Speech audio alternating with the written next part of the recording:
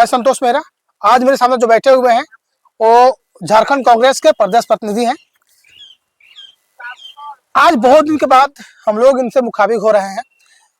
उसका मेन कारण ये है, दिल्ली दिल्ली में अभी चुनाव जीतते ही एक घटना, मध्यरात्रि घटना घटा है, रेल दुर्घटना घटा है।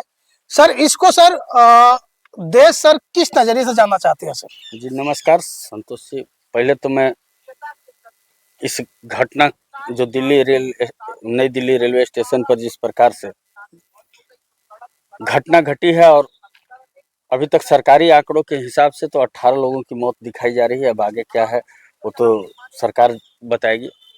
लेकिन मैं पहले तो उन शोक संपन्न परिवारों के प्रति अपनी श्रद्धांजलि अर्पित करता हूं, शोक व्यक्त करता हूं, क्योंकि यह घटना काफ़ी दुखद है।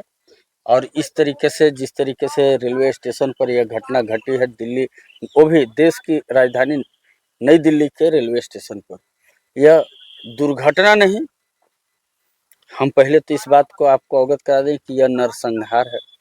ही कहने में भी जरा झिझक नहीं।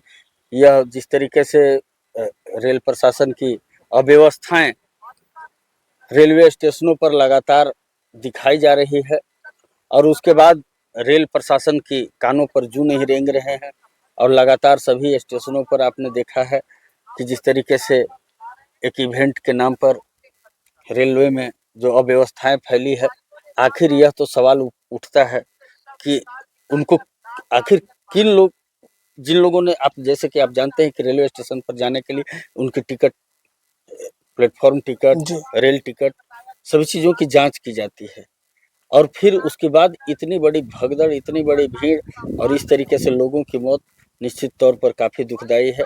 हम पहले उन मृत आत्माओं की शांति की कामना करते हैं, और जो घायल लोग हैं उनके जल्द स्वस्थ होने की ईश्वर से कामना करते हैं। और हम साथ ही साथ इस बात को लेकर के जरा भी झिझक नहीं कि जिस प्रकार से लगातार घटनाएं हो रही है, और केंद्र में बैठी भारतीय जनता पार्टी और नरेंद्र मोदी की सरकार अपनी खामियों को छिपाने के लिए जिस तरह से आपको आ रही है आगे, हम निश्चित तौर पर उसकी निंदा करते हैं। और हम साथ ही साथ रेल मंत्री अश्विनी वैष्णव जी से हम इस रेल हादसा के शिकार के होने के एवज में इस्तीफे की मांग करते हैं। सर चूंकि सर आप कांग्रेस से संबंधित है, आप तो क्या सर कभी ऐसा हुआ है कि बीजेपी कभी किसी भी मामले को वो सीधे सीधे बोल दे कि नहीं, उसके जवाबदेही हम लेते हैं? देखिए, आपको तो सबसे पहले हम इस बात से अवगत करा दें कि भारतीय जनता पार्टी चाहे कितनी भी बड़ी हादसा हो जाए इस देश में, वो अपने हादसे को छुपाने के लिए अपने तरह तरह के हथकंडे अपनाती है, और हथकंडों को अपना करके वह आपको लगातार सिर्फ और सिर्फ मीडिया चैनलों में और सभी जगहों पर अपना लीपापोती करने में लगी रहती है। जबकि आपको ये पता होना चाहिए कि हादसा होने के बाद जिन परिवारों के 100 नहीं मिल पा रहे हैं, जिन्हें मुआवजा नहीं मिल रहा है, उनके साथ क्या बर्ताव हो रहा है, आखिर उनका क्या दोष? देखिए संतोष जी, हम इस बात को ये नहीं कर रहे हैं कि ये महाकुंभ के चलते घटना घटी, ये नहीं, लोग तो उसको इससे भी जोड़ देते हैं। लेकिन मैं कहता हूँ नई दिल्ली जैसे रेलवे स्टेशन पर भीड़ तो होती है, और रेल प्रशासन की जिम्मेवारी बनती है कि उस भीड़ को कैसे कंट्रोल करें। रेल प्रशासन उसके लिए सक्षम होती है। फिर आखिर इस तरीके से घटना घट रहे, निश्चित तौर पर इसके लिए रेल मंत्री जिम्मेवार है, और हम रेल मंत्री से इसी के लिए इस्तीफे की मांग करते हैं। सर सरकार में भी देखा गया, केंद्र सरकार में, कि पहले तो वो मानते नहीं है कि घटना घटा है। महाकुंभ में भी ऐसा ही हुआ, बहुत मतलब कुछ घंटा तक नहीं माना, रेल मंत्रालय भी नहीं माना कि ऐसा भगदड़ मचा है।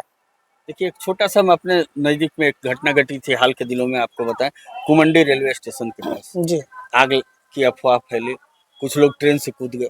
मैं उसका जसुंदित गवाह हूँ। मैं वहाँ मतलब जसुंदित के मतलब मैं घटनास्थल गया, स्टेशन से लोगों को यहाँ अस्पताल में भर्ती कराया, उन्हें रांची भेजा, मैंने सभी लोगों से मिला।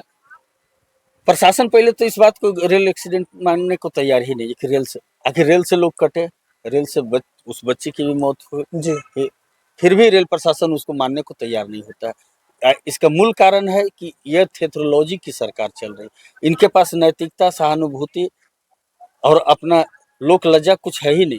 सिर्फ और सिर्फ सत्ता, इनको किसी प्रकार से सत्ता चाहिए, और उसी का वरना आपने देखा था लाल बहादुर शास्त्री जी रेल मंत्री होते हुए रेल हादसे की जिम्मेवारी लेकर के अपना इस्तीफा दे दिए थे। उनसे कोई इस्तीफा नहीं मांगा था सर, लेकिन वो इस्तीफा दे दिए थे। तो आखिर इन लोग सत्ता से जो लोग चिपके रहने चाहते हैं वो भारतीय जनता पार्टी के लोग और नरेंद्र मोदी सरकार के लोग। मैं एक बार प्रधानमंत्री जी से इस बात को आग्रह करना चाहूंगा कि आप ऐसे मंत्रियों को अगर इस्तीफा नहीं देते तो आप बर्खास्त करें। ऐसा नहीं है कि आपके मंत्री अगर आपके सरकार में घटनाएं घट रही और आप उस पर कान में तेल डाल करके सो रहे हैं, ऐसा देश कतई माफ नहीं करेगा। और यह घटना पूरे देश को झकझोर के रख दिया है। जैसा कि आप देख रहे हैं सभी जगहों पर लगातार न्यूज चैनलों पर आ रही खबरें कि स्टेशनों पर भीड़, यहाँ भीड़, और उसके बाद रेल प्रशासन अगर सजग नहीं हो रहा है लगातार इतने लंबे समय के बाद भी और घटना घटती है तो रेल मंत्री इस्तीफा दें और अन्यथा प्रधानमंत्री उन्हें बर्खास्त करें। सर एक चीज का हम बात करना चाहेंगे, जैसे आप बोले थे प्रधानमंत्री को उनको बर्खास्त करना चाहिए। सर प्रधानमंत्री में इतना है सर, वो दिल से माफ नहीं करते हैं सर। वो आप भोपाल के जो सांसद थे साध्वी कुछ करके नाम था उनका, उनको भी वो दिल से माफ नहीं किए थे, फिर भी वो चुनाव जीते, 5 साल तक अपना कार्यकाल पूरा किए। देखिए प्रधानमंत्री जी को तो आप जानते हैं कि उनको सत्ता के लिए कुछ भी करने के लिए वो भी खुद, लेकिन एक जिम्मेवार पद पर हैं। और जब देश की जनता अगर मान लीजिए इससे भी वो सबक नहीं सीखते हैं कि जो उनके साथ जिस तरीके का हालात है और उसके बाद जो है आज देश की जो हालात उत्पन्न हो रहे हैं उस हालात में अगर ये प्रधानमंत्री नहीं समझ रहे हैं तो निश्चित तौर पर अबरी बार जैसे 240 आए हैं फिर चार पर आकर के अटक जाएंगे, जनता उनको बैक टू पवेलियन कर देगी। लेकिन यह रेल हादसा नहीं, रेल नरसंहार कहा जाए, जिस तरीके से नई दिल्ली स्टेशन पर यह घटना होना देश के लिए शर्मनाक बातें हैं। और रेल मंत्री को तो कम से कम इसमें लिपापोती कराने की जगह इनको तत्काल, आप देखिए कुंभ की बात आप कर रहे थे, इतना बड़ा इवेंट है, 17 घंटे लग गए तब 30 लोगों की इन्होंने घोषणा किया।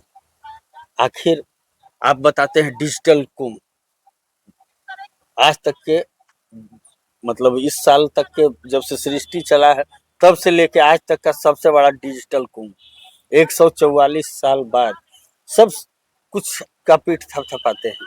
तो इसकी भी तो आप सोचिए कि आखिर उस डिजिटल कुंभ में आखिर कहाँ आपका कैमरा और कहाँ आपका सारी व्यवस्था जो कि आपको 17 घंटे मौत के आंकड़े बताने में लग गए।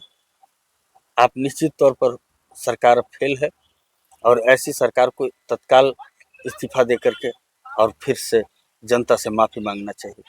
सर आप पहले एक बात बोले थे 240 सीट पर आ गई, तो ऐसा क्या है ये दिल्ली अभी बीजेपी चुनाव जीती है सर?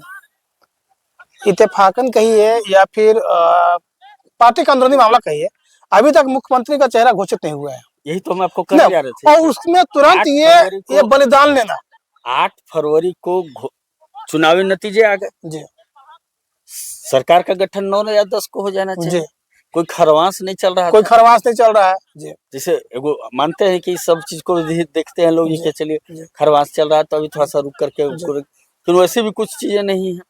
और उसके बाद प्रधानमंत्री से लेकर के सभी लोग देश में रहे और फिर भी अभी तक इनका मुख्यमंत्री नहीं खोजा पा रहे हैं। उसमें भी नाम आ रहा है, नाम आ रहा है, ये तो मीडिया रिंकिया के पापा का नाम आ रहा है, रमेश बिधुड़ी जैसे हिंदू मुसलमान करने वाले के व्यक्ति का नाम आ रहा है। तो देखिए अभी यही सब रिसर्च उनके पास हो रहा है ना, और यही कारण है ना कि अभी तक अपने विधायकों पर अब देखिए ना, झारखंड में देखे थे ना कि किस तरीके से झारखंड की स्थापना हुई थी, तो यहाँ से सांसद दिल्ली से आकर के यहाँ के मुख्यमंत्री बने थे जी।